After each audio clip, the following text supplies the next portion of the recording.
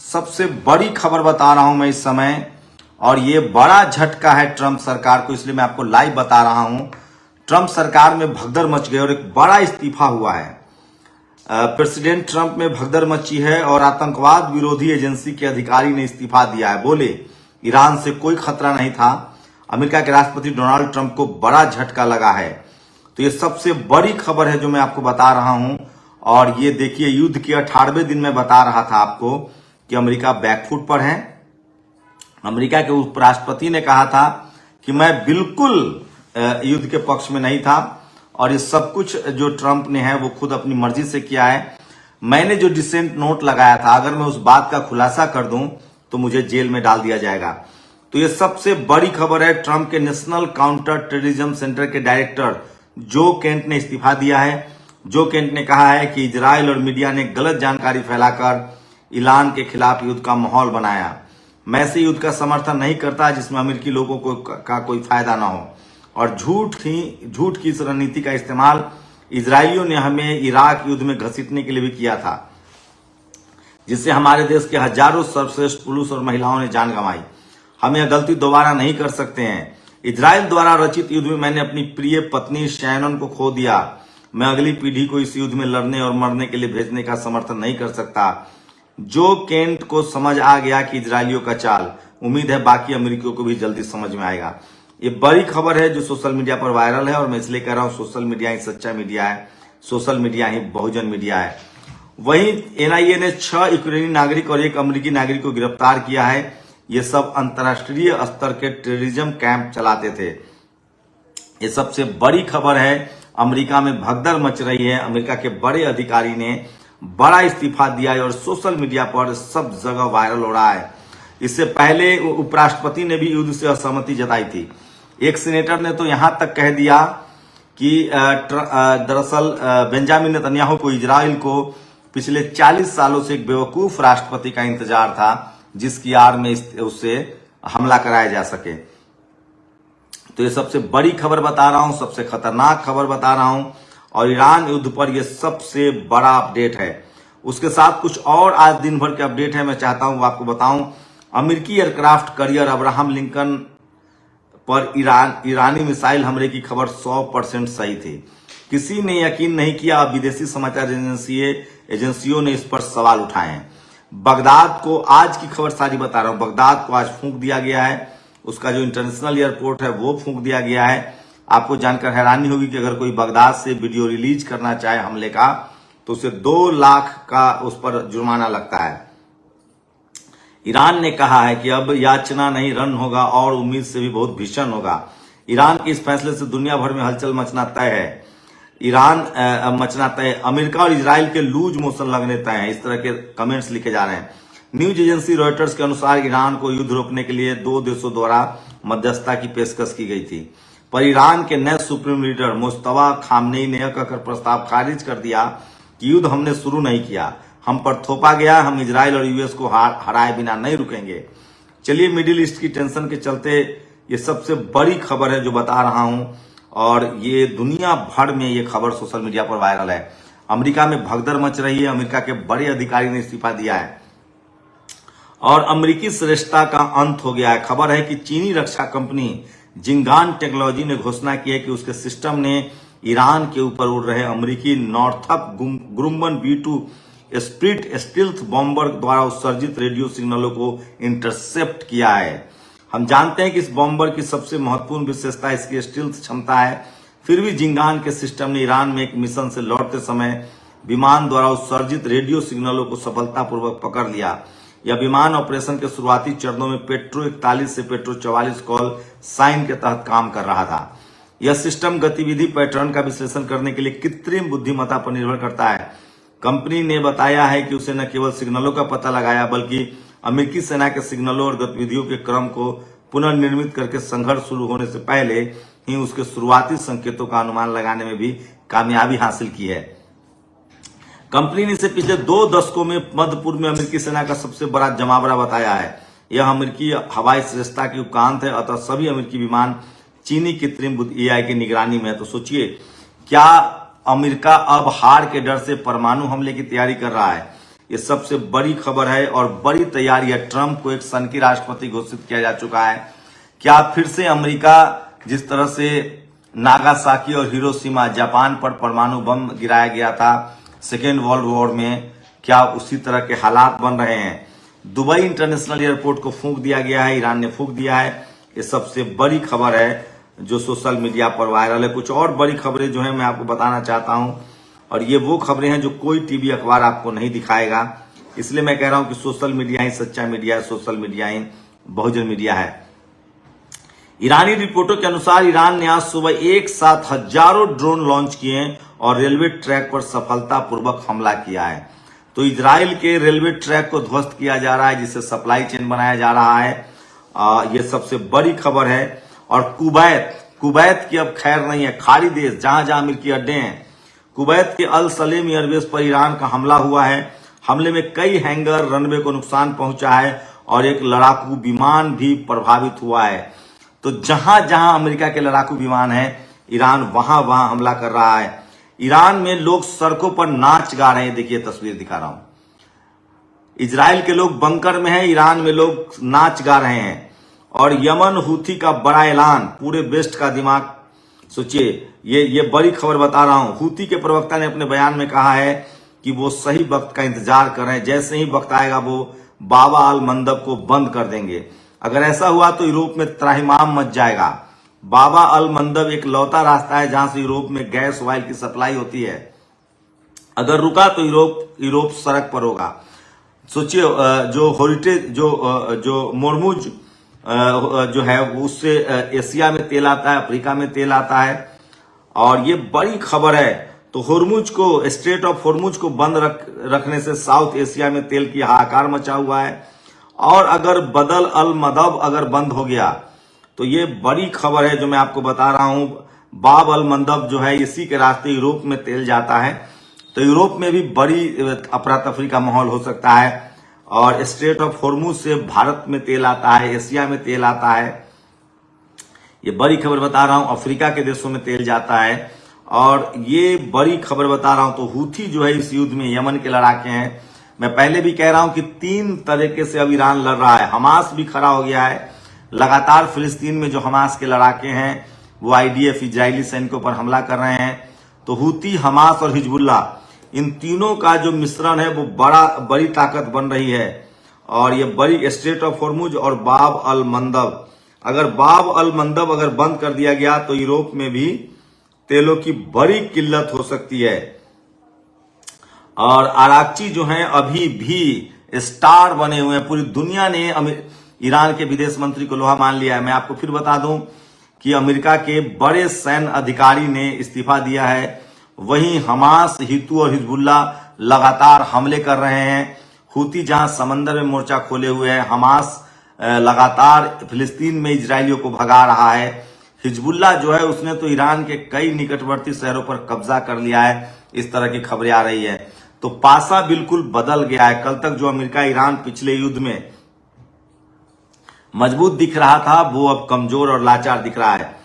जज्बा ऐसा होना चाहिए ईरान जैसा। सवाल, आप अमेरिका के साथ सीजफायर की कोशिश करेंगे? सुनिए उसने क्या कहा, ईरान के विदेश मंत्री, ताकि दुश्मन कभी ईरान पर हमला करने की गलती दोहराने के बारे में भी ना सोच सके। तो ये सबसे बड़ी खबर है जो सोशल मीडिया पर वायरल है।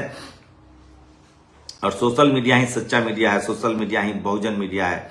इधर ईरान के राष्ट्रपति मसूद पेजेस्कियान ने भी फ्रांस के राष्ट्रपति से बात की है। कहा कि आत्मरक्षा हमारा अधिकार है, दादागिरी के सामने घुटने नहीं टेकेंगे। कब्जे के लिए हमला 21वीं सदी में एक मध्यकालीन हरकत है। ईरान के लोग, कहा जा रहा है कि 90% लोग जो है वहां पढ़े लिखे हैं और वो भी मास्टर्स हैं या पीएचडी हैं। ये लोग जो कह रहे थे, ईरान में महिलाओं का जो एजुकेशन रेट है वो 80% के आसपास है और साइंटिस्ट हैं लोग। पर्दा उठ रहा है, खेल खुल रहा है। अमेरिका के झांसे में नहीं आ रहे गल्फ देश। ईरान पर जंग के ऐलान करते हैं यूएस लड़ाई से हट जाएगा और दोनों तरफ हथियार बेचने वाला सौदागर बन जाएगा। उनको हराने और खुद को बचाने की कोशिश में हमारा खजाना खाली हो जाएगा। एक बार दोनों पक्ष कमजोर पड़ जाएं तो ग्रेटर इजराइल प्रोजेक्ट को पूरा करना आसान हो जाएगा। हमारा फायदा इसी में है। हम इस लड़ाई में हिस्सा न ले, उन्हें लड़ने दे। ये कड़ी चेतावनी कतर के पूर्व प्रधानमंत्री हमाद बिन जसीम बिन जबेर अल थानी ने दी है। गल्फ कॉरपोरेशन काउंसिल को। उन्होंने कहना है कि किसी भी हाल में गल्फ देशों को इस लड़ाई में नहीं कूदना चाहिए। साफ है, इस क्षेत्र के अनुभवी नेताओं के बीच चिंता है कि गल्फ देश एक खतरनाक टकराव की ओर बढ़ रहे हैं, जिसमें उन्हें नुकसान होगा, जबकि बाहरी ताकतें स्ट्रेटेजिक फायदा उठाएंगी। तो लगभग गल्फ देशों ने अब तय कर लिया है कि वो युद्ध में शामिल नहीं होंगे। ईरान के राष्ट्रपति का और एक बड़ा बयान आया, हमले से बचाव करना हमारा हक है और हम यह करना जानते हैं। दुनिया को इस आक्रमण की निंदा करनी चाहिए और हमलावरों को अंतर्राष्ट्रीय कानून मानने को कहना चाहिए। झूठी जानकारी के आधार पर युद्ध शुरू करना 21वीं सदी में भी मध्ययुगीन सोच है। युद्ध खत्म करने की बात तब तक बेकार है जब तक यकीन न की जाए कि आगे हमारी जमीन पर हमला नहीं होगा। तो ईरान के जितने अधिकारी हैं उनका ज्योग्राफी का नॉलेज, इतिहास का नॉलेज बहुत ज्यादा है और कहा जा रहा है कि 90% ईरान के लोग जो हैं वो ग्रेजुएट हैं, मास्टर्स हैं, पीएचडी हैं। ये सबसे बड़ी खबर है जो मैं आपको बता रहा हूं। और सोशल मीडिया ही सच्चा मीडिया है, सोशल मीडिया ही बहुजन मीडिया है। ईरानी विदेश मंत्री, अमेरिका जब अब तक हमसे सरेंडर करने को कह रहा था, अब दूसरे देशों से हार्मुज खुलवाने की मदद मांग रहा है। इस तरह के तंज किए जा रहे हैं। ईरान ने अपने देश में इजराइल के लिए जासूसी करने वाले 500 लोगों को गिरफ्तार किया। ये भी बड़ी खबर है जो सोशल मीडिया पर वायरल है। ईरान चाहता है कि ब्रिक्स चेयर के तौर पर भारत बयान जारी करे और जिसमें ईरान पर अमेरिकी इजराइल हमले की सीधी निंदा हो। ये भी बड़ी खबर है। और स्ट्रेट ऑफ हॉर्मुज में अभी भी भारत के 22 जहाज फंसे हुए हैं। इस जहाज पर 611 भारतीय नाविक हैं। धीरे धीरे ईरान उनको आने दे रहा है। चलो कम, ये तमाम बड़ी खबरें हैं जो सोशल। और ईरान के विदेश मंत्री अब्बास अगराची ने कहा, इजराइल अमेरिका की बमबारी में सैकड़ों ईरानी मारे गए, जिनमें 200 से ज्यादा बच्चे हैं। कुछ पड़ोसी देश जो अमेरिका की सेना को होस्ट करते हैं और ईरान पर हमले की इजाजत देते हैं, वे भी इस नरसंहार को बढ़ावा दे रहे। इस पर तुरंत रुख साफ होना चाहिए। सोचिए तो लगातार डिप्लोमेटिक लेवल पर भी ईरान जो है वो बड़ा गेम कर रहा है। और ट्रंप के बयान पर चीनी विदेश मंत्रालय का जवाब है। चीन एक बार फिर सभी पार्टियों से मिलिट्री एक्शन रोकने और तनाव, इस पूरे खेल में चीन सबसे ज्यादा फायदेमंद है। आप अमेरिका से युद्ध विराम की मांग क्यों नहीं करते, ईरानी विदेश मंत्री? क्योंकि हम उन्हें ऐसा करारा जवाब सबक सिखाना चाहते हैं कि दुश्मन फिर कभी हमला न करे। तो ईरान इस बात से लगता है कि वो युद्ध बंद करने के पक्ष में नहीं है। यूएस सेनेटर ने लाइव टीवी पर खुलासा किया, नेतन्याहू 40 साल से इंतजार कर रहा था कि एक ऐसा अमेरिकी राष्ट्रपति मिले जो बेवकूफ है। हॉर्मुज में लगातार अमेरिकी शिप को निशाना बनाया जा रहा है और महाशक्ति की मदद की गुहार। ट्रंप का बयान, जापान, चीन और दक्षिण कोरिया का 90% से 95% तेल स्ट्रेट ऑफ हॉर्मुज से आता है, तो वो उनकी जिम्मेदारी है कि वो आजाद कराएं। अब एक नया फार्मूला हुती ने इजाद किया है। अगर इसी तरह के हालात रहें तो वो रास्ता भी रोक देगा जिससे यूरोप तेल जाता है। अगर यूरोप के देश इस युद्ध में शामिल हुए तो ये बड़ी खबर है। खरद आइलैंड की हकीकत, ट्रंप ने कहा था हमने सब कुछ नष्ट कर दिया, लेकिन सच्चाई है कि वहां कुछ भी नहीं बिक रहा है और ईरान और मालामाल हो रहा है। 2 गुना तेल बेच रहा है वो। ट्रंप ने आखिरकार ईरान के आगे अपनी हार मान ली है। ईरान एक बहुत ताकतवर देश है, जबरदस्त ताकत है। ये मेरी नहीं, ट्रंप की भाषा है। चोर इंग्लैंड, ब्रिटेन ने इराक से $50 करोड़ चुराए। 1970 का दशक, शाह ने 1500 चिफ्टेन टैंकों के लिए अग्रिम भुगतान किया था 65 crore pound. 65 crore pound. Britain ने अनुबंध रद्द किया, पैसा अपने पास रख लिया, लगभग भी लौटाया भी नहीं। ये भी खुलासा हुआ। तो सोचिए ईरान को किस तरह से यूरोप के देशों ने और अमेरिका ने धोखा दिया है। बड़ी खबर इजराइल से आ रही है। ट्रंप के अमेरिका युद्ध में इजराइल ने भी कह दिया है कि हम हॉर्मुज स्ट्रीट पर तो लड़ने नहीं जा रहे हैं, ये लड़ाई तो अमेरिका को ही लड़नी पड़ेगी। और अगर मैं किसी से बोलूं वो मुझसे डरता है तो मेरा घमंड होता है जो कि मुझे कमजोर करता है। बहरहाल राष्ट्रपति ट्रंप का कहना है कि रूसी राष्ट्रपति पुतिन अमेरिका से डरते हैं। तो अमेरिका की हालत खराब है। ट्रंप बचने के रोज बहाने ढूंढ रहे हैं और इसलिए वो जबरिया अपने को आपको मजबूत कह रहे हैं। पत्रकार, इस युद्ध के जरिए हम चीन और रूस से क्या संदेश दे रहे हैं? प्रोफेसर जॉन मेरसाइमर, हम यह संदेश दे रहे हैं कि हम मूर्खों का एक झुंड है। सोचिए रूस और चीन जो है वो अमेरिका की इस हालत पर हंस रहा है। ईरान के सैन्य प्रवक्ता ने डोनाल्ड ट्रंप को तंज मारते हुए कहा, युद्ध का नतीजा ट्वीट से नहीं जमीन पर लड़ाई से तय होता है। इसका नाम ऑपरेशन फ्यूरी नहीं, ऑपरेशन फियर होना चाहिए। ये बड़ी मार्के की लाइन है। इसको ऑपरेशन फ्यूरी दिया गया था नाम और ये ऑपरेशन फियर हो गया है। युद्ध सोशल मीडिया से नहीं जीता जाता है। तो अमेरिका अब डरने तो लगा है। पहला हफ्ता हम जीत गए, अमेरिका कहता था। हफ्ता 2 हम जीत रहे हैं, हफ्ता 3 मदद चाहिए, सुपर पावर बनेंगे। तमाम लोग तंज कर रहे हैं। हर एक व्यक्ति ने ट्रंप की पिंग पोंग बॉल बना रखा है, जो सामने आता है एक जड़ देता है। जैसे अब ईरान के खत्म अल अनबानिया केंद्र के मुख्य प्रवक्ता इब्राहिम जलफ घारी ने ट्रंप की टिप्पणी का जवाब में कहा कि युद्ध सोशल मीडिया पर नहीं बल्कि युद्ध भूमि में तय होता है। उन्होंने कहा कि अमेरिका के अभियान का नाम एपिक फ्यूरी पर भी तंज कसते हुए कहा कि इसका नाम एपिक फियर होना चाहिए। तो लगातार ईरान ने एक बड़ी बढ़त बनाई हुई है। चीनी स्कॉलर, आपकी सेना बेकसूर बच्चों को मार रही है। इजरायली जनरल, नहीं हमने ऐसा नहीं किया। चीनी, झूठ बोलना बंद करो, तुम लोगों ने फिलिस्तीन के 70,000 से भी ज्यादा बच्चों की हत्या की है। साहस ऐसे तो सोचिए, धीरे धीरे ही सही पूरी दुनिया जो है वो ईरान के खिलाफ खड़ा, इजराइल के खिलाफ खड़ा हो रहा है और ईरान के साथ आ गया है। ब्रिटेन के प्रधानमंत्री कीर स्टारमर ने अभी अभी डोनाल्ड ट्रंप को साफ शब्दों में कहा दिया है कि हम किसी व्यापक युद्ध में खींचने वाले नहीं हैं। और अब ट्रंप कह रहा है कि हमें क्यूबा चाहिए, वही चे गुवेरा का देश। इजराइल धू धू कर जल रहा है, इजराइल लगभग नक्शे से खत्म हो रहा है। वही कनाडा ने कह दिया। तो देखिए, अमेरिका ने किसी से दोस्ती नहीं रखी थी, सब जगह हम दोस्ती हमला करने के, टैरिफ लगाने की वजह से कोई देश उसके साथ खड़ा नहीं है। रूस के विदेश मंत्री लावरोव ने कहा, अमेरिका ने सोचा कि बिना उकसावे के हमले करके वो ईरान को एक दिन झुका ही देगा। मुझे विश्वास है कि अब लोग समझ गए हैं। स्पेन ने ब्रेकिंग न्यूज, यूरोपीय संघ ने होर्मुज जलमरुमद में सहायता करने के मुद्दे पर ट्रंप और नेतन्याहू के खिलाफ विद्रोह कर दिया है। यूरोप के बाद स्पेन ने भी कहा है कि हम इसमें शामिल नहीं होंगे। ईरान के विदेश मंत्री अरघाची का अमेरिका पर तंज, जो अमेरिका पहले हमसे बिना शर्त आत्मसमर्पण की मांग कर रहा था, वही अब दूसरे देशों से अपील कर रहा है कि स्ट्रेट ऑफ होर्मुज को फिर से खोला जाए। उन्होंने कहा कि यह दिखाता है कि स्थिति बदल रही है और अमेरिका वैश्विक समर्थन जुटाने की कोशिश कर रहा है।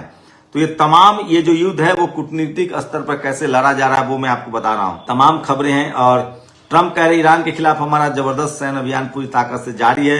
वे सचमुच पूरी तरह तबाह हो चुके हैं और अगले ही पल नौसेना खत्म हो चुकी है। लेकिन इसी बातचीत में वो ये भी कह रहे हैं, हम दूसरे देशों को जोरदार ढंग से प्रोत्साहित करते हैं कि वे हमारे तरफ आए, हमारे साथ आए।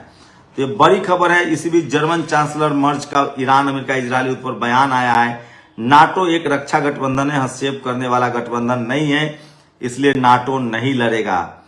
तो ये सबसे बड़ी खबरें हैं। और ईरानी महिला का अभियान, या तो आपको उनसे लड़ना होगा या फिर उनका गुलाम बनना होगा। हमने गुलाम न बनने का चुनाव किया है। तो ईरान की जनता इस युद्ध को लड़ रही, इसलिए ईरान को आसानी हो रही इस युद्ध को लड़ने में।